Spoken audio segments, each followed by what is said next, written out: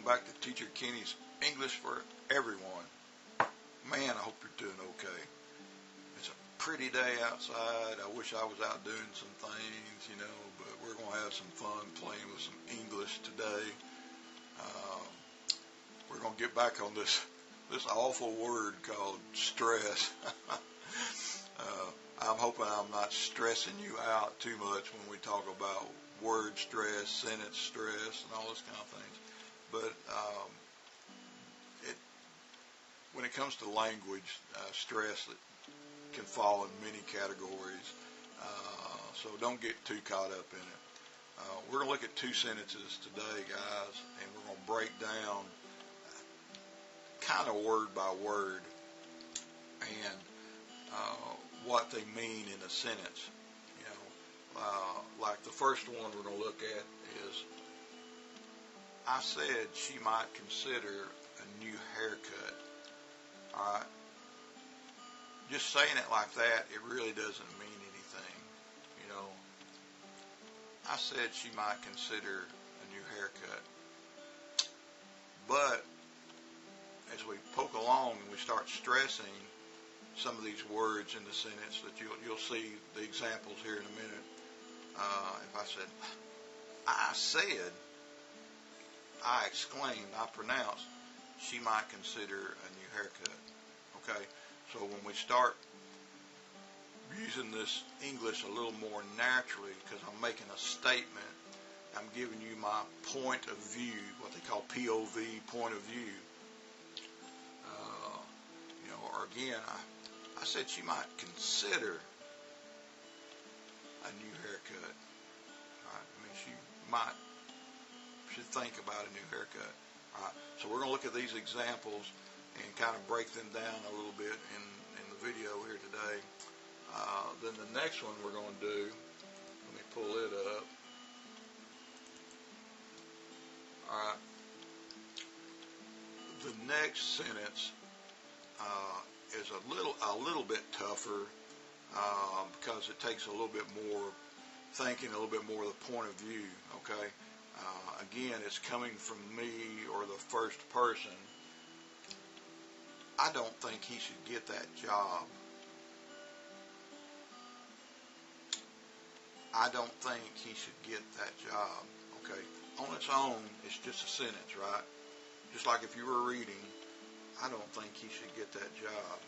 But when we're having a conversation, and I say something like, I don't think, and that's usually how it's going to come, I don't think he should get that job. See, my opinion, my point of view, okay? Or if I say, I don't think he should get that job. Maybe he's not qualified for it. Okay, you get what I'm talking about? So we're going to poke around with these sentences and try to stress the words and pull out some meanings.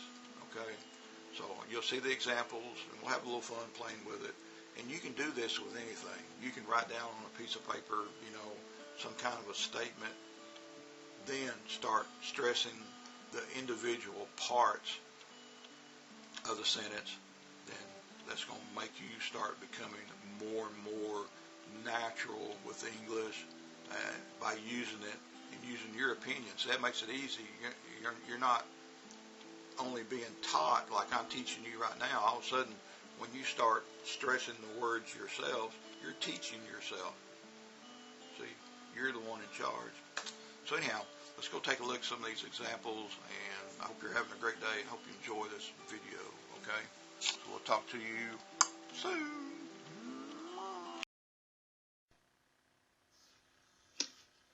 So, okay, welcome back to Old Teacher Kenny's English for Everyone here. Like I said in the video, we're going to look at some word stress and how we would say them in sentences and how the meanings, there's actually could be a lot of meaning. I'm going to give you my take on this, and this is pretty much like it is here. Our sentence I said she might consider a new haircut. All right. Now that's just me saying the sentence. I'm not stressing anything yet. Again, I said she might consider a new haircut. All right. Now when we get down to business here, I'm going to start stressing these words and look at the example below. It's like, I said she might consider a new haircut. Got that? I really stressed I, me, nobody else, just me.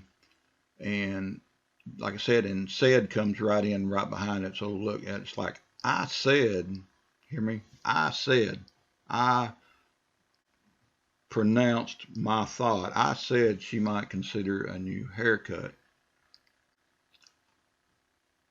All right. Now we're going to do she.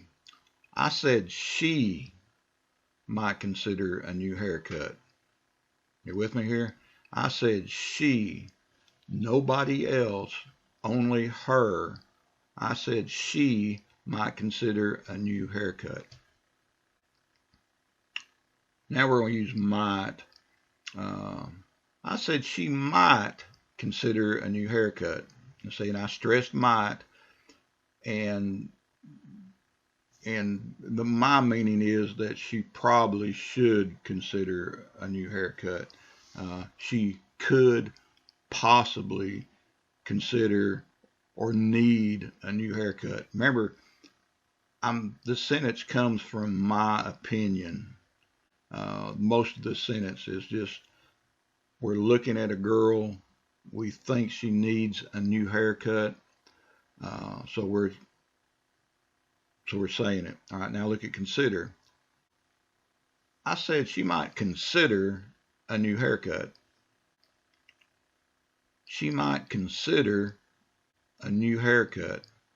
All right, so consider, that's pretty easy. That just means to think about it. She should probably think about getting a new haircut. All right, now the next one here, new. I said she might consider a new haircut. She needs a new haircut. All right, now in this case, maybe her hair has gotten too long and she needs a new haircut, a fresh haircut, new, something fresh, or maybe her style, like to me saying the sentence, maybe I think her style is not good. Maybe she needs a new style, and that's another way of explaining that. I said she might consider a new haircut. Okay. All right, now the last example here, well, we're going to stress haircut. I said she might consider a new haircut. Now, hear how I did that? Let me say it again. I said she might consider a new haircut. And saying what? Haircut. I stressed haircut. All right. In this case, everything else is fine except for her hair. She really, really needs a new haircut. It's like, girl, your hair looks terrible. You need a new haircut. All right. So every time that you can take a sentence like this and you use a word with a little bit of stress, as you become better and better with English, you'll really be able to voice your opinion. Okay, you got it? And in this case, again, like I said she might consider a new haircut.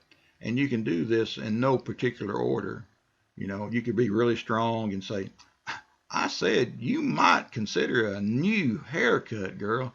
Saying my voice is getting higher in pitch, and I'm saying the words more strongly. So there are many ways that you could practice this sentence and maybe even come up with a new definition for one of the words. But anyhow, we got another example I want to look at, and we did this a lot in China because I want people to really understand how stressing a particular word brings about a particular thought or opinion. All right, now this next sentence, I don't think he should get that job. All right, now we got, I don't think he should get that job. All right, again, my opinion, I don't think he should get that job. Hear me? And I'm like, I don't.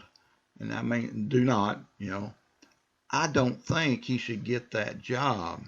Okay, again, I don't this is my opinion, and when we throw think in there, that's also my opinion. All this is about me. I'm telling you that I don't think he should get that job.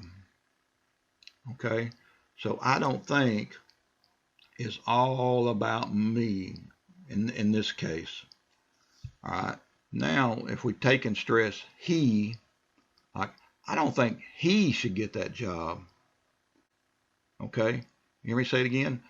I don't think he should get that job. All right? So that just means not him.